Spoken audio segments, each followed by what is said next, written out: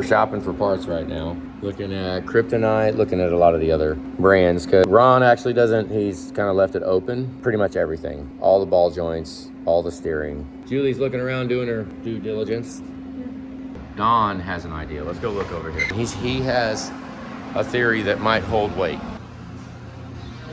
Drop brackets right here help death wobble from having a leveling kit on it. You don't have a leveling kit on this. This actually has springs, but when you raise the front of the truck, the theory in it kind of holds weight is a lot of death wobble trucks are short beds.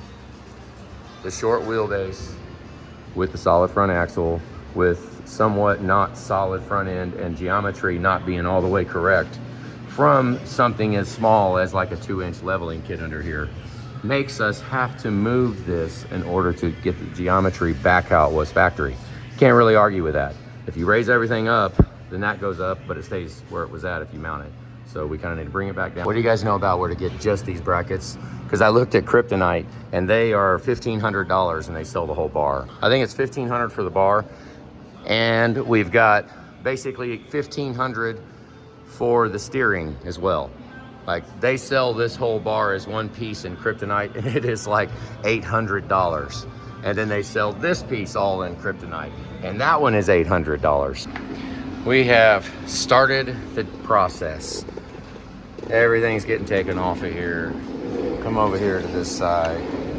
This is how I like to set up the job a little bit. This always crap falls all over the place. So we got these little black tubs we'll put under it. I'll keep a cart on either side, have a little rolly chair you can roll around in. I mean, then this is almost fun. In case anybody was wondering, we do have some new live feed right there, and it's called the Shop Time Clock. So we would appreciate you going over there and checking that out. Put a link to the live feed that just happened up there. Go check it out. We need 50 subscribers. Look at all these LEDs making us lines everywhere. But as we're looking right here, we have got lots of brake pad. Yeah, that right there's plenty of pad left on here, so I don't foresee us changing pads. I don't think so. These really aren't that bad. We're probably gonna take them all, put them right back on, and call it done. That doesn't feel too bad. It's got some lines in it. You can kind of see my finger reflection. Just little lines. Could be worse. Shake the sway bar a little bit. Just want to make sure it looks pretty freaking good. Right there. We got a little cracking going on the sway bar end link on the bottom. Sway bar bushings, look, that one's in. I'm not sure about the other one just yet, but that one seems to be all right. I'm just kind of taking a little assessment of it because we're about to just everything. It needs to get all new tie rods. We're going to do all the tie rods and the ball joints and pull the axles out. Refresh, hopefully not do anything with the U-joints. We'll see. I'm not really going to pay any attention to those until I have the whole axle in my hand and I'll shoot some grease in it. Well, I'll clean it off first, shoot some grease in it, make sure we got all the water out from me cleaning it, and then we'll go from there, assess. But right now, yeah, I'm not even looking at them. We're going to break it down to it. Now, this is a problem that I'm having with a lot of our trucks. And is it even a problem? I really do believe that we lose so much mileage on these trucks because the freaking wheels don't spin very good. The brakes are not binding up on here. It is just how tight the wheel bearing. Look, I can make it spin just a little, but not much at all. Oil bath hubs roll way better than this. These are just hard to turn. It's not free. It's also been sitting for a year. Yeah, so maybe there's that. These calipers really do not look very old. I mean, I've tweaked it and played with it a little bit to get it off. See, there's some little lines in there. But they're not damaged, they're not broke. They still have a little bit of newness left to them. Boots are not all cracked. Now we'll compress them back down. I might hit that just a little bit and brush it with your finger, kind of try to get some of that crap off of there. I'm gonna crack this bleeder open right here because brake fluid is very, very neglected. Okay, and I'm just gonna hold it upside down. I'm gonna go ahead and compress that fluid out of the caliper. That way we can get some fresh fluid physically in this caliper. I mean, this fluid stays in here for the life of it. It doesn't go anywhere. So this fluid gets heated and cooled by being used. it's not like it cycles back into any system. The fluid that's in here stays in here for the life of it, so it's never a bad thing to suck through it, get rid of that freaking fluid, and let some fresh fluid come down and join the party. We'll take it over to the wire brush on the bench grinder and just do a quick graze and take that rusted crap off of there. If you guys buy new rotors, you should take them to the sink and soap and water them. You should wash them clean. We got 2 abrasives going here, and you don't need any extra contaminants from when they made the rotor just digging away at it. I believe that if we soap and water it, you'll have a better experience with your brakes. Don't try to pry the caliper off. You'll break the pistons on the caliper. So we need to compress it and put a C-clamp and just squeeze right here and squeeze it up against the outside of the bracket. I'm on the mounting bracket. Yeah, just squeeze that down like that. Look at that. I bet it comes right off now. Nope, a little more. Okay, there's what we got. See, they like to, there's rivets. There's rivets on the back of the brake pads, and they catch, well, on this side, they catch inside of this piston, so you cannot just pull it out. You go to pull it out and it will break this piston, because you got a rivet inside of here flush, and you got to get it compressed enough so that that rivet can go around. So that's what we're doing right now. Getting a little sample here. A little sample of what the fluid looks like. I crank this pretty slow. We don't need to be in a hurry. So when we're compressing these calipers back in to get that fluid out, just take your time. Look, I'm just going pretty slow, just feeling the fluid come out. We ain't in a big freaking hurry. Let's get all that fluid out of there. Okay, we got good movement in the slide pins. All right, we are stripped down to this point. Now it is time to get the wheel bearing off. Well, lockout out and then wheel bearing off, get it exposed. And then all that, see, that's not going to look like that. We've got lots and lots of work ahead of us. I don't like them looking like this. And many people get worried about this dust seal right here. Yeah, that's just for dust. That's just for dirt. Doesn't keep any fluid in or out, and they break consistently. So we'll have, there's an updated one for that. We'll have those too. Very gently get this thing out. It looks pretty good. A little bit of grease in there. Not too bad. Sometimes also by greasing, if you grease the lockout too much, very common to have this vacuum line. There's a little passageway that goes through there, and it's common for it to get clogged with grease, because as you vacuum, it sucks that way, right, out that hose right there, and it'll just pull whatever grease there is. That happens a lot too. So if that ever does, I mean, what you could do is pull your lockout out and then hit that with a blowgun. Just blow it with a blowgun with the lockout out, and it'll blow out anything. I mean, we're taking the whole thing apart, so I'll do it later. But you know, if you're testing it, you want to do that. Pull it out, blow it out. It'll blow the channel of grease out of there. If grease is the reason why you're not working. Yeah, get the right pliers so it doesn't take you 3 days to get that snap ring out. It did. The first time I ever took this snap ring out, it took me 3 days to get it out. I probably could put a light in there, huh? Yeah, and sometimes you use Let's two see. straight picks. All right, you're on. Ah, success. That's pain in the butt right there. You watched it in real time. You got it. Okay, this is a good ABS sensor, so I want to be real careful with it, but we're going to take the wheel bearing off. I'm going to kind of wire brush a little bit of it, so I took it off. It's rusted in there, and I mean, I honestly feel that something like this, you would think, hey, don't leave it alone. Don't touch it if nothing's wrong, but it was completely rusted in there. Well, I mean, I guess Ron just replaced the wheel bearing with an ABS issue, but if there is an instance, I'd like to be able to take this out and put it back in, right? And it almost broke. We almost didn't get it out. That would have been hilarious. That would have been just great if I would have just broke it trying to get it out. But you can go right here. You can get it out somehow. Coon trap. Pretty much. I know it goes out of there. Hang on. There you go, just like that. Now I'll take that other one off. Keep this very fragile. We'll probably put it in a Ziploc bag. Okay. I'll go get a Ziploc bag. Because I'm going to take the whole wire off the truck, actually. The whole sensor's coming off because we're going to be doing all kinds of crap here. But I just want to be careful with it. Don't let it bang up against stuff. That thing's fairly fragile. I would pull these out quite regularly in my silver truck. And the front two wheel bearings on that truck have 880,000 miles on them. I have not replaced a single wheel bearing on the silver truck ever. But every 100,000 miles, I would pull out the ABS sensor and I would get a rubber tip grease gun and I would pump grease into here and spin it. You can see the tone ring in there? So it'll fill it and cake it full of grease. I've got 800,000 miles on a set of front wheel bearings on my silver truck and they're still good. We drove it 2 days ago. But the thing that it does, it makes it even harder to spin. It makes it harder. So you do that and for a little bit of miles, you lose mileage on it because it's a little harder to spin. But there's grease in it, the grease gets hot and I don't know if it melts and runs out or not. But in my mind, I want to be able to take this sensor out.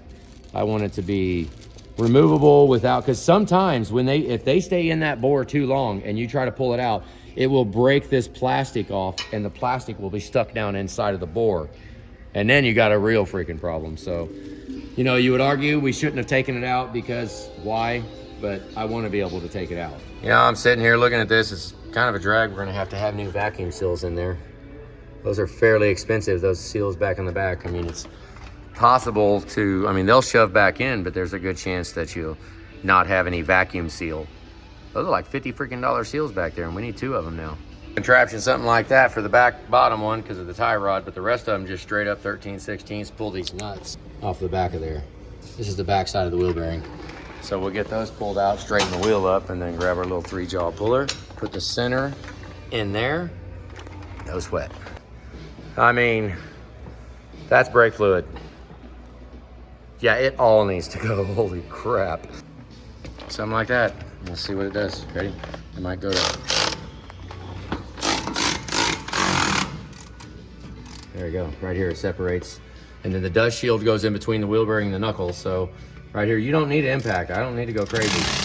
See, the Milwaukee pulls it out.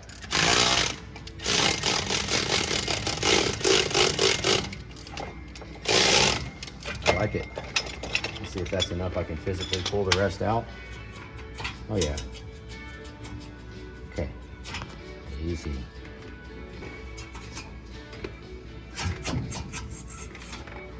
There you go. Oh, it's a little dirty down there.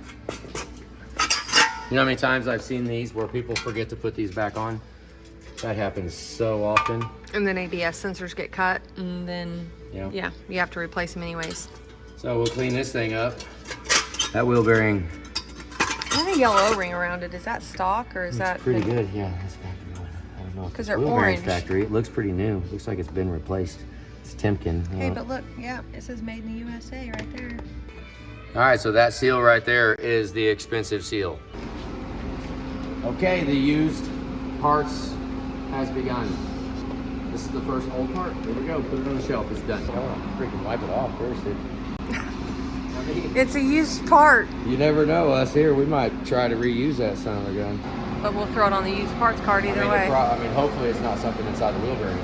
He's got an ABS sensor, so we actually are going to keep this and take care of this just in case we put a new sensor in it and the ABS light is still on. He's got the whole bearing. Then we're looking at a circuit. Well, we could be looking at a circuit inside of the ABS system. So, I don't care. I got some here. That was a couple quick whacks with the hammer. It's on the live feed. I did, didn't it? A little bit. Yep. If you really wanted to, you could zip tie it right there. If you take the ball joints loose, it actually drops down and comes out. You know, look how smooth that turns. The goal would be to have fresh ball joints in it and have it turn that smooth. Now, yeah, that would be the goal. Let's shoot for that because, I mean... That doesn't always happen, does it? No, hell no. Sometimes these things, we'll see. We'll just see. We've got a 15/16 gear wrench, and it is completely stripped out. It's been used a lot. That's how it got broken. Yeah, it's from taking pitman arms off. That pitman arm potentially is staying. So let's go ahead and warm it up a little bit. We'll just give it a little bit of heat, just a little convincing. Then I'll hit it because, I mean, the other ones, that knuckle don't give a damn. This just hooked to a big chunk, and we're replacing the ball joints anyway, so I just wailed the heck out of it. But this is attached to the gearbox, attached up into the steering. Yeah, we don't want to. I want to make sure we're at least trying. I still am going to hit it. Like this, I'll only heat the pitman arm. Just get the pitman arm hot. Ooh, I see the grease now. But I want to do this first, so I'm not going to heat that pitman arm. But we're going to... let's see. Gonna zip tie? Stabilizer is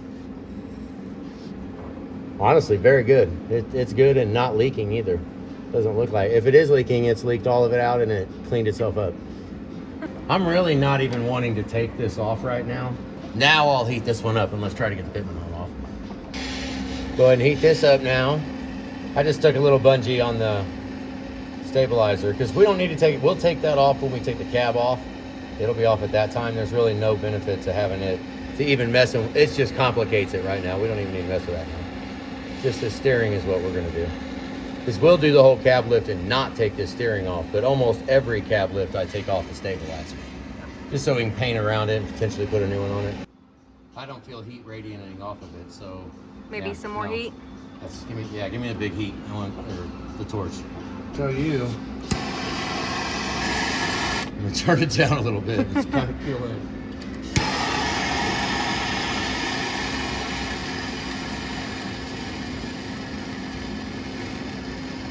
You want some spray? Some WD? Or that grease gonna do the trick? Got fire suppression? Hope so. Yeah. It's over in the...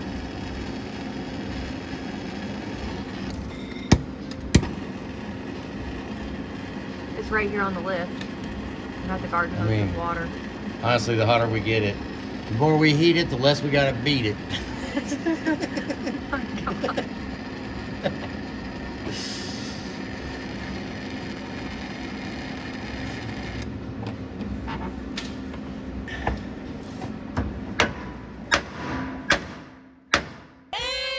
There you go.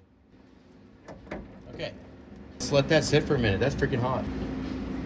So he changed his mind. He's got a towel in his hand, taking the nut off. You can't see it, but... I want it off because I'm down here laying on the ground. Yeah. And he wants to go ahead and put it on the table. Have it all there, ready to go. Now take this. Bam! There we go. We did it. Yeah, buddy. Look at that. They look original, don't they? Yeah, they do. Good luck getting that crap out. Okay, so take this 10 millimeter out and use these hooks. See these hooks right here? And you can take this 10 out of the tower, of the, yeah, take that out, and then you can take this old girl way over here with her, hook her up, and she's like gone. Like, get out of here. You're completely out of the way. Because it's just one freaking bolt. Okay, this is what I use.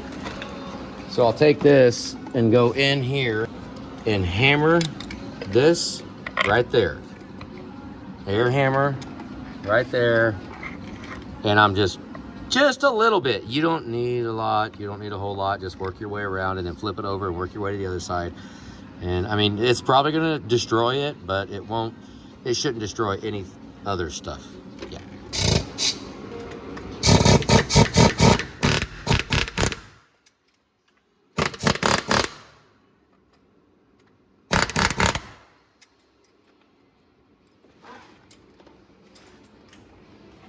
Well, that went pretty good.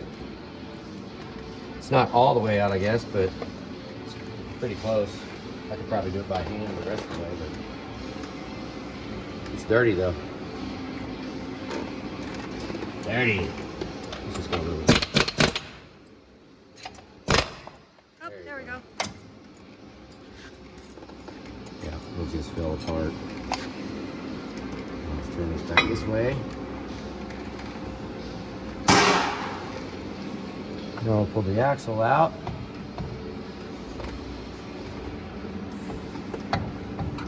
Come on, Nelly. Wow.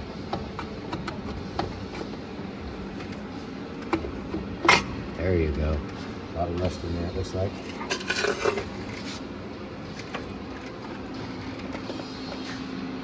A little bit. You clean that really, really good. Clean around there. That's where bring the it inner, back down here. The light's bad behind us. that is where the inner seal rides at, so we need that really good. We'll actually clean the entire axle up. The seal no longer goes on this. The seal's gonna go inside of there, and this slides over. So we'll clean all this up. Let's go ahead and take this over and put it on the table with everything else. We'll heat it up a little bit. Looks like I might just have it. Maybe. Maybe. Looks original. I'm about to get it out though. Yeah. Maybe. It'll break halfway through, but either way. It moves, so. Yeah, at least it's moving now. We got it. Just broke. Broken half. Okay, so. Yeah. That's kind of like an exhaust manifold bolt. At least we got Or it. a pipe bolt. It's okay if they break in half when you're taking them off. Okay. It's gonna get new ones anyways. Good deal. Actually, while we're in that mood, let's go over and pull the other cotter pin out before I get to you. Okay, this side's requiring a little effort as well. I'll just throw some heat along the hole. Blow it into the cotter pin. Come over here and do the other side. And a wire brush. And some WD-40. I mean, it'd be different if they would have put it in the other way. Well, you get the idea. Now we come from this side. And it'll come right out. There we go. Now we got a hold of it. That ought to do it. Yay. Maybe.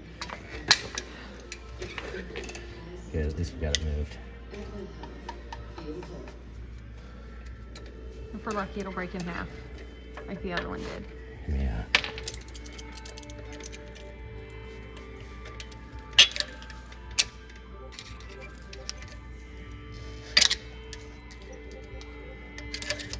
Come on, baby. Oh, I think the last one I sprayed was a little WD-40. Oh yeah, that would probably help a whole lot. Oops. There we go. Oh, let's try. Guess well, now I got it so far out, I can just beat it. Maybe not left-handed. There you go. Yay! Cotter pins are out. Do a quick heat up on these before we pound them off. I mean, it's worth it. Just to throw a little bit of heat in it. Try to expand the axle a little bit more so that the ball joints will just slide right out, hopefully.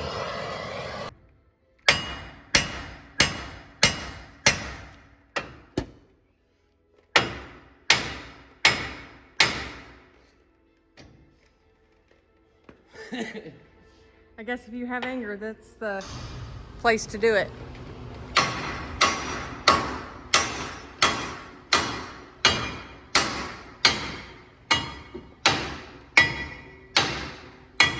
Oh.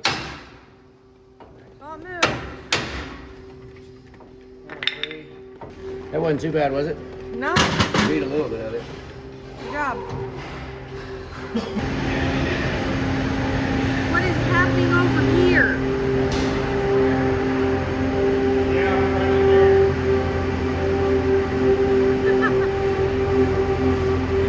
I better get out of the way. Maybe a little bit.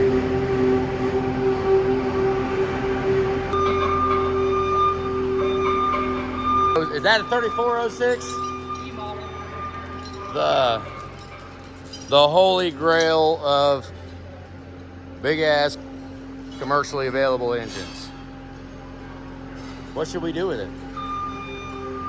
I mean, our equipment will fit all of that. The surfacer and the guidance seat. We'll machine these and run the heads.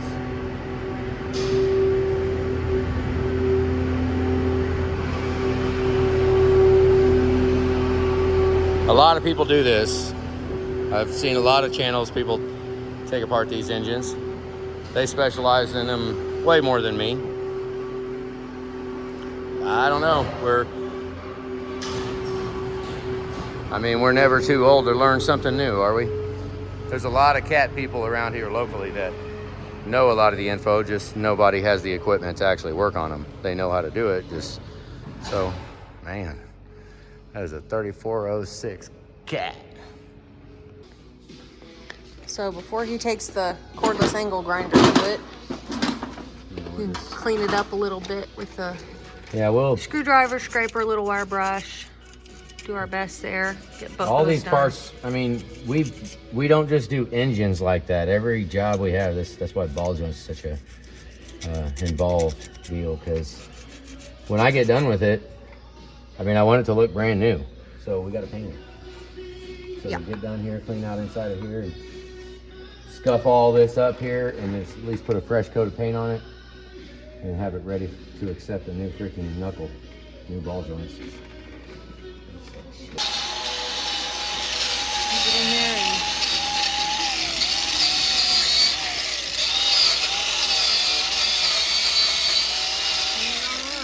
Now this is why I don't like having an engine apart. Having engine pieces and this shit flying everywhere. Even though I guess it doesn't really matter. I don't know. so he'll work on that for a bit, and I'll go see what our paint situation is.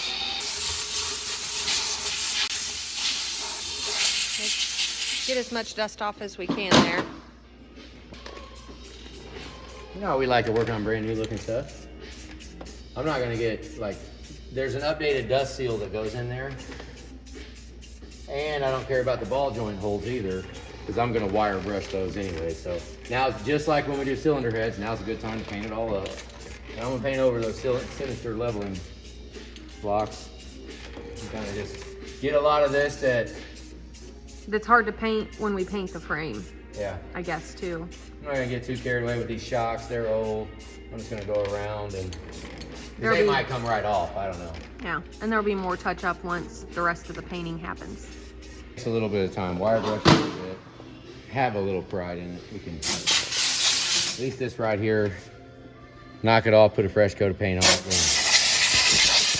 I mean, we're gonna paint everything again, but I'm not gonna get to paint it this good. Like, have it all taken apart. So we'll get the truck side done, and then we gotta go over there and start tearing all the parts apart. Get all the parts clean. This, like, if you go look over there, that one looks good. This one will look like that. We gotta make all the parts look just like that side looks, and then we'll be ready to put it back together.